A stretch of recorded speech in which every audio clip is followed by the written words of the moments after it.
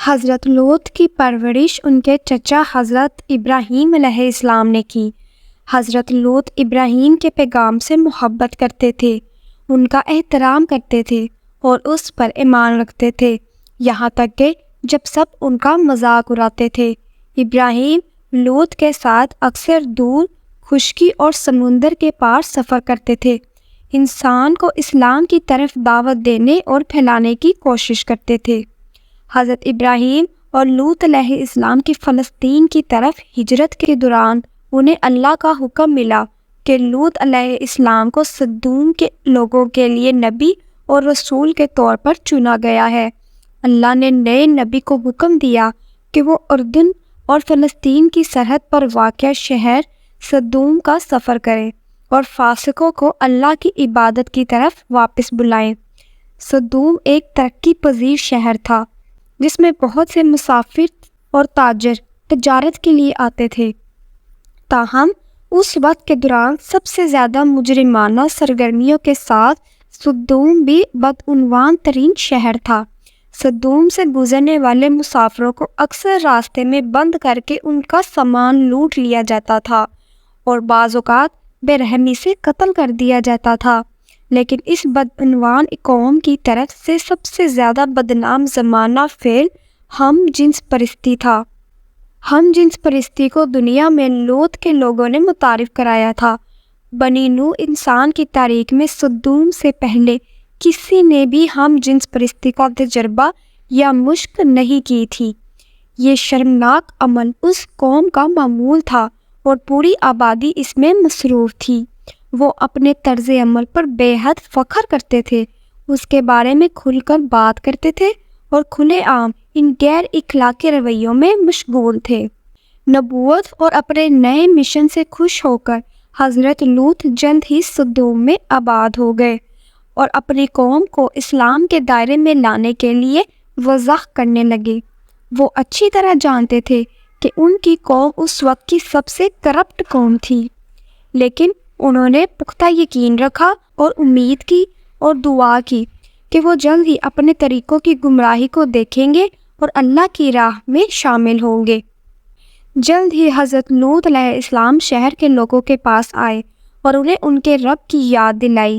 کیا تم اللہ سے نہیں ڈرتے اور اس کی اطاعت نہیں کرتے؟ بے شک میں تمہارے لیے امانت دار رسول ہوں، بس اللہ سے ڈرو، اس سے ڈرو اور میری اطاعت کرو۔ حیران ہو کر شہر کے لوگ آپس میں بحث کرنے لگے، یہ آدمی ہمارے شہر میں داخل ہوا ہے اور ہم سے کہہ رہا ہے کہ ہم کیا کر رہے ہیں، واضح طور پر وہ اس سے کچھ حاصل کر رہا ہے۔ حضرت لوط نے جواب دیا، میں تم سے اس پر کوئی اجر نہیں مانگتا، میرا اجر تو صرف میرا رب العالمین کے ذمے ہے۔ اس کے بعد حضرت لوط نے ہم جنس پرستی کا معاملہ اٹھایا اور انہیں بتایا کہ یہ واقعی ایک غیر اخلاقی عمل ہے۔ آپ صلی اللہ علیہ وسلم نے فرمایا، کیا تم جہانوں میں مردوں کے پاس جاتی ہو اور جنہیں تمہارے رب نے تمہارے لیے تمہاری بیویاں بنا کر چھوڑ دیا ہے، بلکہ تم فاسق لوگ ہو۔ اس کے بعد حضرت لوط نے اپنی قوم کو بتایا کہ وہ کبھی بھی اس طرح کے عمل کا حصہ بننے پر راضی نہیں ہوں گے اور انہیں اللہ کی طرف سے سخت عذاب سے خبردار کیا۔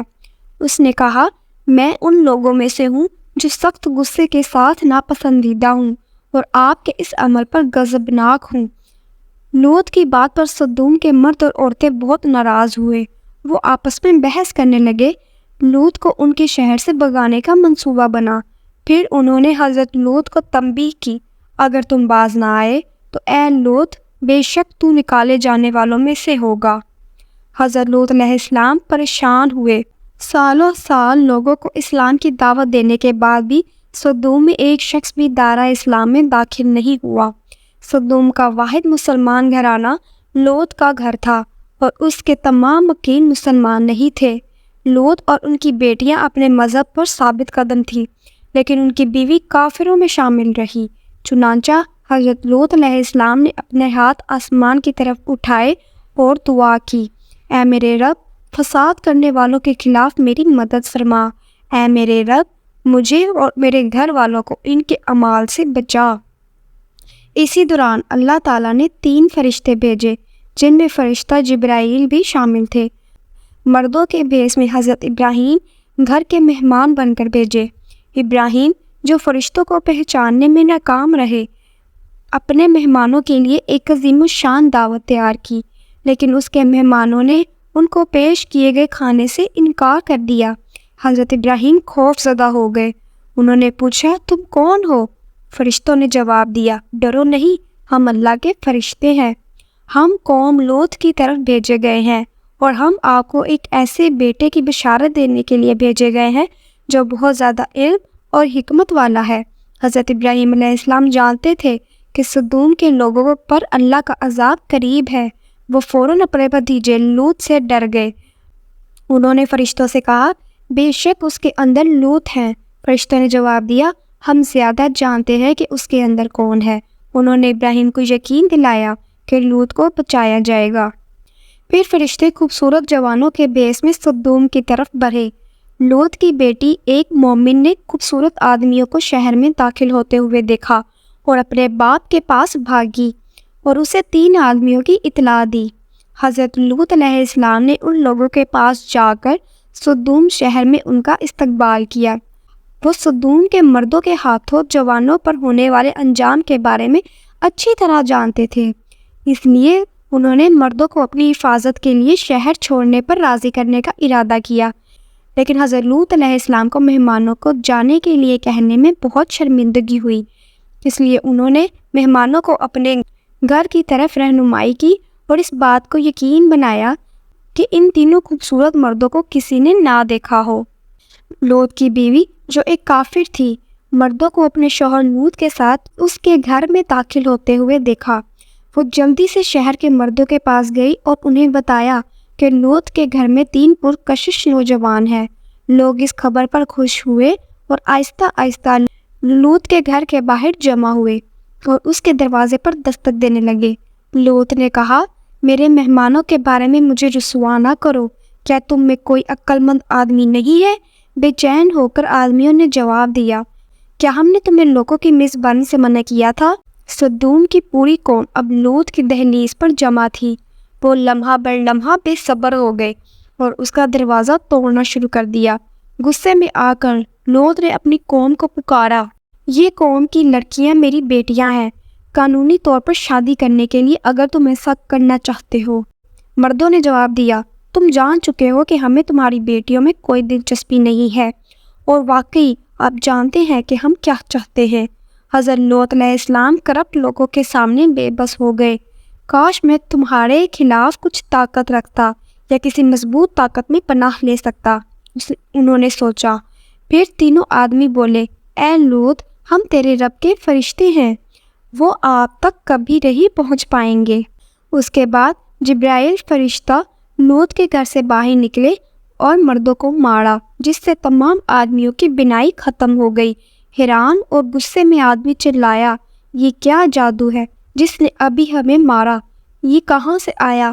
اے لوط، اس کے پیچھے آپ ہی ہیں، آپ دیکھیں گے کہ کل ہم آپ کے ساتھ کیا کریں گے۔ پھر اندھے لوگ اگلے دن لوط کو ہلاک کرنے کی سازش کرتے ہوئے اپنے گھروں کو لوٹ گئے۔ اللہ تعالیٰ نے حضرت لوط علیہ السلام کو حکم دیا، رات کے کچھ حصے میں اپنے اہل و عیال کے ساتھ نکلو اور تم میں سے کوئی پیچھے مڑ کر نہ دیکھے سوائے اپنی بیوی کے، بے شک وہ اس کی زد میں آئے گی جو ان پر پڑے گی، بے شک ان کا وقت صبح کا ہے، کیا صبح قریب نہیں ہے؟ جیسا کہ ہدایت کی گئی تھی، حضرت لوط اپنی بیٹیوں کے ساتھ رات کے وقت سدوم سے نکلے۔ صبح ہوتے ہی شہر میں ایک زوردار چیخ نکلی جس نے مکینوں کو شدید درد اور خوف سے ہلاک کر دیا تھا۔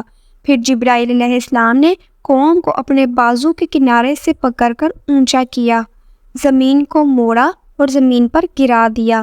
اس کے بعد اللہ نے آسمان سے سخت مٹی کے پتھروں کی بارش کر دی۔ ہر پتھر پر ایک فاسق کا نام لکھا ہوا تھا جس کے لیے یہ ارادہ کیا گیا تھا، جس سے سدوم کی باشندوں کی بیکار زندگی کا خاتمہ ہو گیا۔